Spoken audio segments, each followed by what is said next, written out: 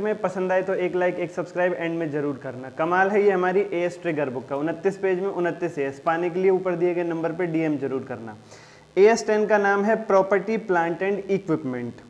क्या होता है प्रॉपर्टी प्लांट एंड इक्विपमेंट? कोई भी वो आइटम जो 3 शर्तों को पूरा करे उसे प्रॉपर्टी प्लांट इक्विपमेंट कहते हैं और उस पर एएस 10 लग जाता है। पहली शर्त, वो आइटम टेंजिबल होना चाहिए यानी टचेबल सीएबल होना चाहिए। दूसरी शर्त, उसकी लाइफ यूजफुल लाइफ 12 महीने से ज्यादा होनी चाहिए, प्लस उसे बिजनेस में यूज करने के लिए रखा गया हो, चाहे एडमिन पर्पज में चाहे किसी और पर्पज में, पर यूज करने के लिए रखा गया हो। तीनों शर्तें पूरी हुई, आइटम बन गया पीपीई प्रॉपर्टी प्लांट इक्विपमेंट, उस पर लग गया एएस 10।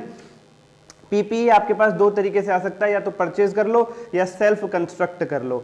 परचेज किया हो या सेल्फ कंस्ट्रक्ट किया हो, कोई भी केस हो, इनिशियल रिकॉग्निशन कॉस्ट प्राइस पर ही होगा।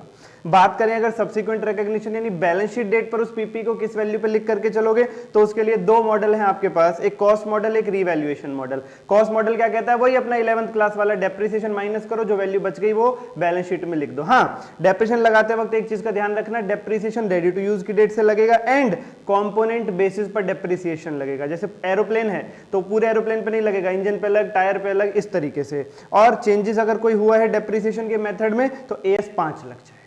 अब बात करते हैं सब्सिक्वेंट रिकॉग्निशन के दूसरे मॉडल यानी रीवैल्यूएशन मॉडल के। उसमें हम रीवैल्यूएशन करते हैं यानी मार्केट प्राइस से कंपैरिजन करते हैं। पहली बार रिवैल्यूएशन किया, वैल्यू बढ़ गई तो general entry PP account debit to revaluation reserve. दूसरी बार रिवैल्यूएशन किया, सेम वैल्यू बढ़ गई, again entry PP to revaluation reserve. पर दूसरी बार में अगर वैल्यू घट जाए तो revaluation reserve account debit to PP. पहली बार में इतनी बढ़ी नहीं थी, जितनी घट गई तो डिफरेंस पीएनएल में डेबिट हो जाएगा।